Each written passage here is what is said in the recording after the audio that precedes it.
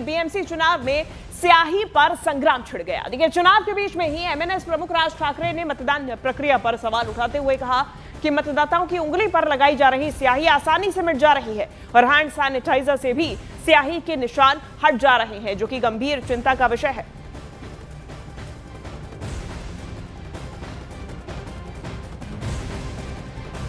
तो देखिए, इसी दौरान मतदान के दौरान ही स्याही पर संग्राम छिड़ गया।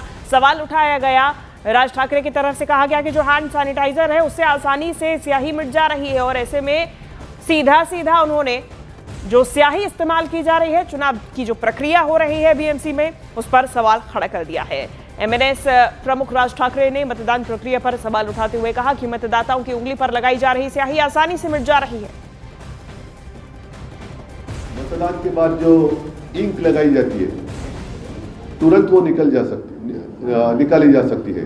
ये तो गंभीर है और ये मुझे कुछ फोन भी आए और आपके टीवी चैनल पर मैंने देखा भी।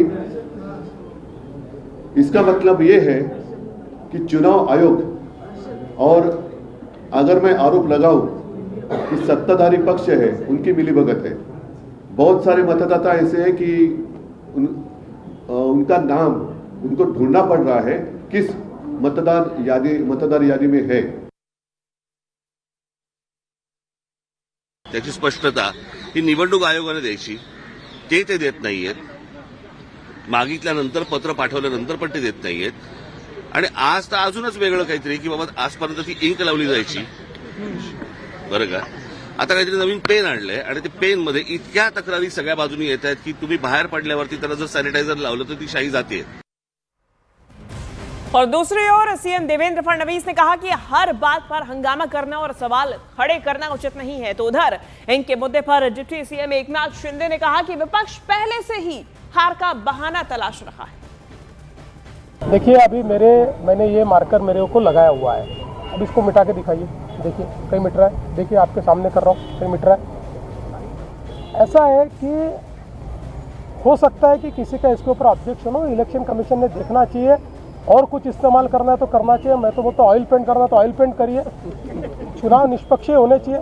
लेकिन हर चीज़ पर इस प्रकार से इशू तैयार करके मानो हमारे जो लोकतांत्रिक संस्थाएं हैं उन संस्थाओं के ऊपर एक प्रकार से प्रश्न चिन्ह निर्माण करना है गलत बात।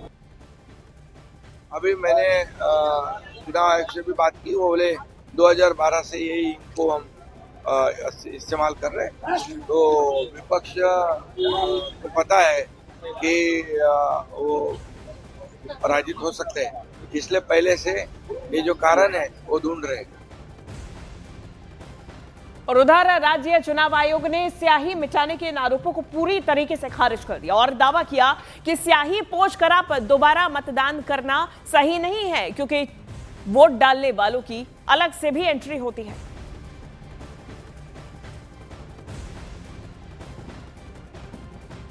एक्चुअली ये इंडेलिबल इंक हम जो यूज़ करते हैं स्टेट इलेक्शन कमीशन में, ये सिल्वर नाइट्रेट होता है और ये silver nitrate election commission of India भी यही केमिकल यूज़ करते हैं। सिर्फ फ़र्क ऐसा है कि स्टेट इलेक्शन कमीशन ये मार्कर पेन के स्वरूप में करती है और ये आज नहीं तो 10 साल से मार्कर पेन के स्वरूप पे इंडेलिबल इंक अप्लाई की जाती है। और एक्चुअली इसको सूखने के लिए 10 से 15 सेकंड लगता है। 10 से 15 सेकंड तो एक्चुअली वोटर जो है पोलिंग स्टेशन के अंदर ही रहता है। कोई वोटर इंडेलिबल इंक लगाने के बाद उसको इमीडिएटली अगर पोंछ के फिर से अगर वोटिंग करने के लिए अगर आता है तो हम उसके ऊपर एक्शन लेते हैं।